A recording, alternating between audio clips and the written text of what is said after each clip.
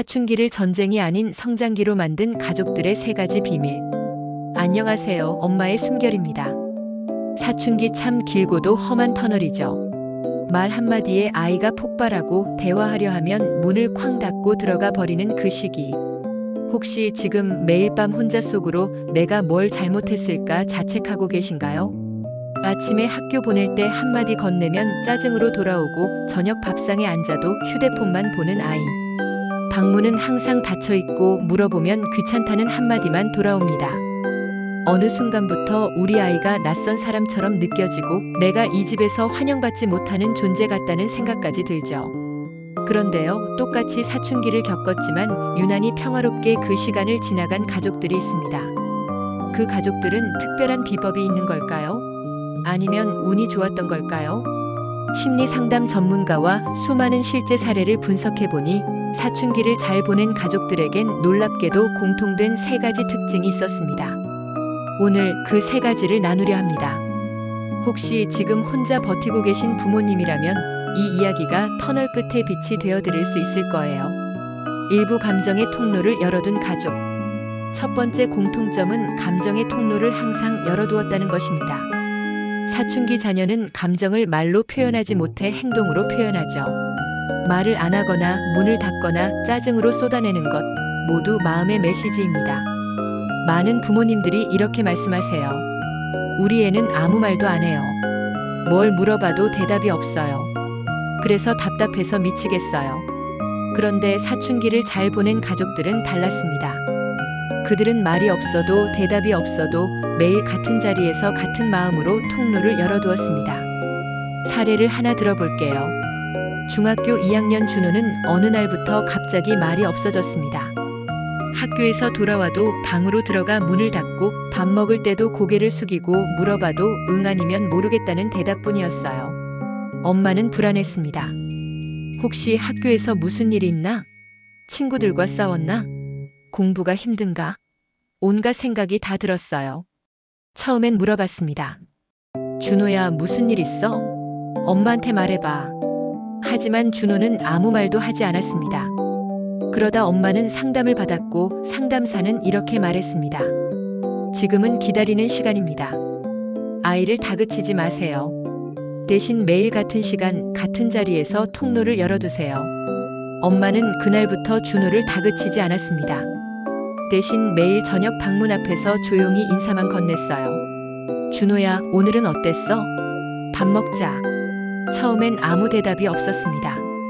일주일이 지나도 2주가 지나도 마찬가지였어요. 하지만 엄마는 포기하지 않았습니다. 매일 같은 시간, 같은 말, 같은 마음으로 문을 두드렸습니다. 한 달쯤 지난 어느 날 저녁 준호가 먼저 입을 열었습니다. 엄마, 나 요즘 좀 힘들었어. 그 한마디는 감정의 문이 열린 순간이었습니다. 엄마는 아무 말도 하지 않고 준호를 안아주었어요. 그리고 천천히 물었습니다. 어떤 게 힘들었어? 준호는 천천히 말하기 시작했습니다. 친구들이 자기를 따돌리는 것 같다고, 공부도 안 되는 것 같다고, 자기가 뭘 하고 싶은지 모르겠다고. 엄마는 듣기만 했습니다. 조언하지 않고 판단하지 않고 그냥 들어주었습니다. 그날 이후 준호는 조금씩 말을 하기 시작했습니다. 아직도 말이 많은 건 아니지만 가끔 먼저 말을 걸고 밥상에서 학교 이야기를 하기도 합니다. 전문가들은 이렇게 말합니다. 사춘기 아이에게 중요한 건 정답을 주는 게 아니라 열려있는 통로를 보여주는 것이라고요. 비난 없이 조급하지 않게 매일 같은 자리에서 같은 마음으로. 그 꾸준함이 결국 아이의 마음을 열게 합니다. 많은 부모님들이 실수하는 게 뭐냐면요. 아이가 말을 안 하면 억지로 끄집어내려 한다는 겁니다. 왜 말 안 해? 엄마한테도 말 못해? 이런 질문들이요, 아이에게는 압박으로 느껴집니다. 감정의 통로를 연다는 건 문을 억지로 여는 게 아니에요. 문 앞에서 기다리는 겁니다. 언제든 나올 수 있도록, 언제든 말할 수 있도록. 그러려면 부모에게 필요한 게 있습니다. 인내입니다. 기다림입니다. 조급하지 않은 마음입니다. 오늘 말 안 하면 내일, 내일 말 안 하면 모레, 모레도 안 하면 다음 주. 이렇게 기다려주는 거예요. 그리고 중요한 건 말을 할 때 절대 비난하지 않는 겁니다. 왜 그랬어? 그러니까 그렇지 하는 말들은 다시 문을 닫게 만듭니다. 대신 이렇게 말해보세요. 그랬구나. 많이 힘들었겠다. 엄마는 내 편이야. 이런 말들이 아이에게 안전함을 줍니다. 그 안전함이 문을 열게 만듭니다. 사춘기를 잘 보낸 가족들의 첫 번째 공통점, 감정의 통로를 항상 열어두는 것. 이게 첫 번째입니다. 이부 갈등을 회피하지 않고 대화로 푼 가족. 두 번째 공통점은 갈등을 피하지 않고 대화로 풀었다는 것입니다. 많은 부모님들이 갈등을 두려워합니다. 우리 애랑 싸우기 싫어요. 말 한마디 잘못하면 폭발할 것 같아서 무서워요. 그래서 갈등을 피합니다. 아이가 하고 싶은 대로 내버려 두고 눈 감아주고 참습니다. 하지만 전문가들은 말합니다. 갈등을 피하는 건 해결책이 아니라고요. 오히려 갈등을 건강하게 푸는 능력을 키우는 게 중요하다고 합니다. 사춘기엔 충돌이 당연합니다. 오히려 갈등이 없다는 건 대화가 없었다는 뜻일 수 있어요. 문제는 싸웠냐 안 싸웠냐가 아니라 싸운 후 어떻게 회복했느냐입니다. 한 가족의 실제 사례를 들어볼까요? 고등학교 1학년 민지는 아빠와 휴대폰 사용 문제로 크게 싸웠습니다. 민지는 밤늦게까지 휴대폰을 보고 아침에 일어나지 못했어요. 성적도 떨어지고 매일 피곤해했습니다. 아빠는 걱정이 돼서 말했습니다. 민지야, 휴대폰 좀 그만 봐. 밤 10시 이후엔 거실에 두자. 하지만 민지는 폭발했습니다. 아빠는 나만 못 믿는 거야? 내 친구들은 다 밤늦게까지 봐. 나만 왜 그래? 아빠도 순간 화를 참지 못했습니다. 너 이럴 거면 폰 없애버려. 공부는 안 하고 휴대폰만 붙들고 있으면 뭐하냐? 민지는 문을 쾅 닫고 방으로 들어갔습니다. 그리고 3일간 아빠와 말을 하지 않았습니다. 아빠는 괴로웠습니다. 내가 너무 심하게 말한 걸까? 하지만 민지도 잘못한 게 있는데 내가 먼저 사과해야 하나? 고민 끝에 아빠는 결심했습니다. 먼저 다가가기로. 3일째 저녁 아빠는 민지 방 앞에 앉아 조용히 말했어요. 민지야, 아빠도 화가 났었어. 하지만 널 미워해서 그런 건 아니야. 아빠는 내가 걱정돼서 그랬어. 우리 얘기할 수 있을까? 처음엔 아무 소리가 없었습니다. 하지만 잠시 후 문이 조금 열렸습니다. 민지가 말했습니다. 아빠도 나한테 상처 주는 말 했잖아. 아빠는 고개를 끄덕였습니다. 그래, 아빠가 잘못했어. 미안해. 그런데 민지야, 아빠는 내가 밤늦게까지 휴대폰 보면서 힘들어하는 게 걱정돼. 우리 같이 방법을 찾아볼 수 없을까? 민지는 천천히 말했습니다. 나도 알아. 휴대폰 보다가 잠들면 다음날 너무 피곤해. 근데 친구들이랑 대화하다 보면 끊기가 어려워. 아빠는 제안했습니다. 그럼 우리 규칙을 같이 만들어 볼까? 내가 지킬 수 있는 시간으로. 그날 밤 둘은 함께 휴대폰 사용 규칙을 만들었습니다. 평일엔 밤 11시까지, 주말엔 12시까지. 대신 아빠도 민지를 믿고 먼저 재촉하지 않기로 약속했습니다. 그 이후로 민지는 스스로 시간을 지키려 노력했고 가끔 어길 때도 있었지만 아빠는 다그치지 않고 다시 대화로 풀었습니다. 이 사례에서 중요한 건 뭘까요? 첫째, 아빠가 먼저 사과했다는 겁니다. 부모도 잘못할 수 있다는 걸 인정한 거예요. 둘째, 일방적으로 규칙을 정하지 않았다는 겁니다. 아이와 함께 만들었어요. 셋째, 완벽을 요구하지 않았다는 겁니다. 아이가 가끔 실수해도 다시 대화로 풀었습니다.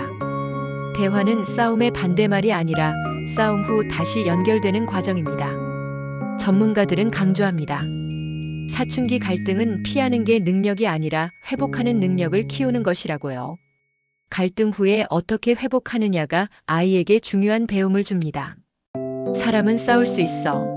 하지만 다시 관계를 회복할 수 있어. 이걸 배우는 거예요. 많은 가정에서 갈등이 생기면 며칠씩 냉전이 이어집니다. 서로 눈도 안 마주치고 말도 안 하고 그냥 시간이 지나길 기다립니다. 하지만 그건 해결이 아니에요. 그냥 덮어두는 겁니다. 쌓인 감정은 언젠가 더 크게 폭발합니다. 사춘기를 잘 보낸 가족들은 냉전하지 않았습니다. 싸운 후 빠르면 당일, 늦어도 23일 안에 먼저 손을 내밀었습니다. 그리고 중요한 건 먼저 손 내미는 게 지는 게 아니라는 걸 알고 있었다는 겁니다. 부모가 먼저 다가가는 건 약함이 아니라 성숙함입니다. 내가 어른이니까 내가 먼저 다가가는 거예요. 물론 쉽지 않습니다. 아이도 잘못했는데 왜 내가 먼저 하는 마음이 들 수 있어요. 하지만 생각해 보세요. 우리가 원하는 게 뭔가요? 이기는 것인가요? 아니면 관계를 회복하는 것인가요? 관계가 목표라면 먼저 손 내미는 게 답입니다. 그리고 대화할 때 중요한 원칙이 있습니다. 첫째, 감정부터 인정하기. 엄마도 화났었어. 너도 화났었지. 둘째, 서로의 입장 이해하기. 엄마는 이런 마음이었어. 너는 어땠어? 셋째, 함께 해결책 찾기. 우리 어떻게 하면 좋을까? 이 세 단계를 거치면 대부분의 갈등은 풀립니다. 사춘기를 잘 보낸 가족들의 두 번째 공통점, 갈등을 회피하지 않고 대화로 풀었다는 것. 이게 두 번째입니다. 산부 부모가 먼저 변한 가족. 세 번째 공통점은 부모가 먼저 변했다는 것입니다. 아이를 바꾸기 전에 내가 먼저 달라져야 했다. 이게 사춘기를 잘 보낸 부모들의 공통된 고백입니다. 많은 부모님들이 이렇게 말씀하세요. 우리 애만 좀 바뀌면 되는데 왜 저렇게 고집이 세고 말을 안 듣고 짜증을 내는지 모르겠어요. 하지만 전문가들은 반문합니다. 정말 아이만 문제인가요? 사례를 하나 들어볼까요? 고등학교 3학년 아들을 둔 수진 씨는 아이의 성적에 너무 집착했습니다. 매일 공부했어? 시험은 잘 봤어? 이번 모의고사 몇 등 했어? 이런 질문들이 아들에게는 압박이었어요. 아들은 점점 더 거칠어졌습니다. 엄마, 좀 그만해. 나 혼자 있고 싶어. 문을 쾅 닫고 들어가고 대화는 끊겼습니다. 수진 씨는 억울했습니다. 나는 너를 위해서 하는 건데. 내가 잘 되기를 바라는 마음인데 왜 이해를 못해? 하지만 관계는 점점 더 나빠졌습니다. 아들은 집에 있는 시간을 줄이고 밤늦게 들어오고 수진 씨와 눈도 마주치지 않았습니다. 결국 수진 씨는 상담을 받았습니다. 상담사는 조용히 물었습니다.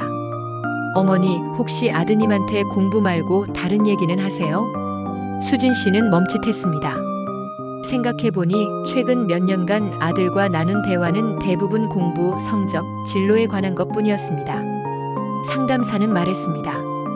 아드님은 지금 자신이 성적표로만 평가받는다고 느끼고 있을 거예요.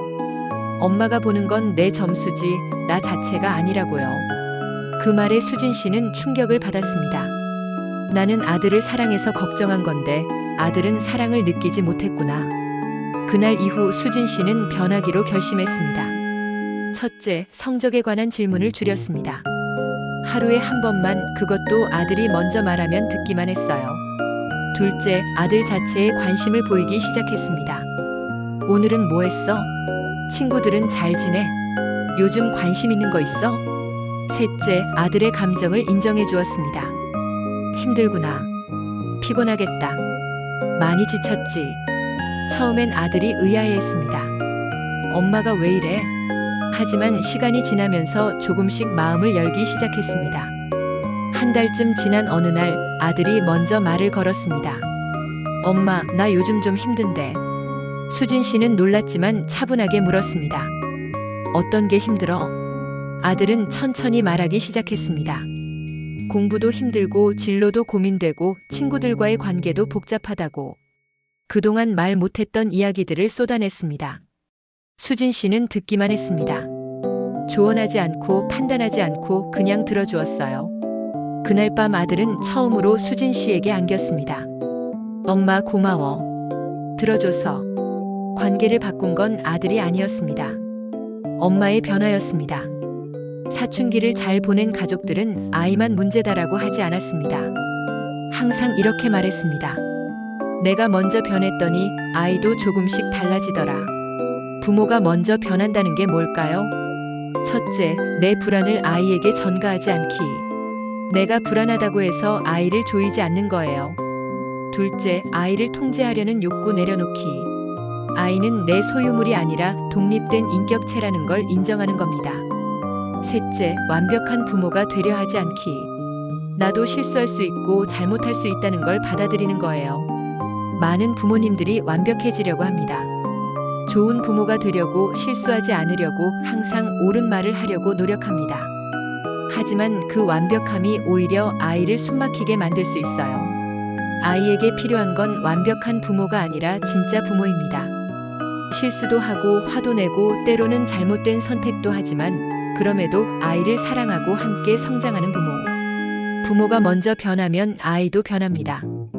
천천히 조금씩 하지만 확실하게. 사춘기를 잘 보낸 가족들의 세 번째 공통점, 부모가 먼저 변했다는 것. 이게 세 번째입니다. 마무리. 사춘기를 잘 보낸 가족들의 공통점, 다시 한번 정리해 볼까요? 첫째, 감정의 통로를 열어둔다. 아이가 말하지 않아도 언제든 말할 수 있도록 기다려주는 것. 둘째, 갈등을 회피하지 않고 대화로 푼다. 싸운 후 빠르게 회복하고 함께 해결책을 찾는 것. 셋째, 부모가 먼저 변한다. 아이를 바꾸려 하기 전에 내가 먼저 달라지는 것. 이 세 가지가 아이를 바꾸는 기술이 아니라 가족을 단단하게 만드는 힘이었습니다. 사춘기는 누구에게나 힘든 시기입니다. 아이도 힘들고 부모도 힘듭니다. 하지만 이 세 가지를 실천하는 가족에겐 그 시간이 오히려 서로를 깊이 이해하는 터널이 됩니다. 터널은 어둡습니다. 언제 끝날지 모르겠고 불안하고 두렵습니다. 하지만 터널 끝에는 반드시 빛이 있습니다. 그 빛을 향해 함께 걸어가는 것, 그게 가족입니다. 혹시 지금 사춘기 아이와 벽을 느끼고 계신가요? 오늘부터 한 가지라도 실천해 보세요.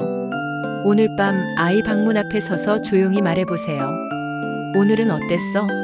그 한마디면 충분합니다. 내일은 아이와 싸웠다면 먼저 손을 내밀어 보세요. 미안해, 엄마도 화났었어. 그 한마디면 됩니다. 모레는 내 모습을 돌아보세요. 나는 어떤 부모인가? 아이에게 어떤 마음을 전하고 있나? 작은 변화가 가족의 미래를 바꿀 수 있습니다.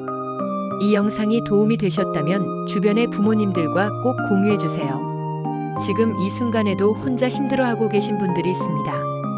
구독과 좋아요는 엄마의 숨결이 더 많은 가정에 위로와 희망을 전하는 데 큰 힘이 됩니다. 사춘기는 끝이 있습니다. 그 끝에서 우리가 어떤 가족으로 서 있을지는 오늘 우리가 어떤 선택을 하느냐에 달려 있습니다. 함께 걸어가요. 당신은 혼자가 아닙니다. 엄마의 숨결이었습니다. 오늘도 고생 많으셨습니다. 힘내세요.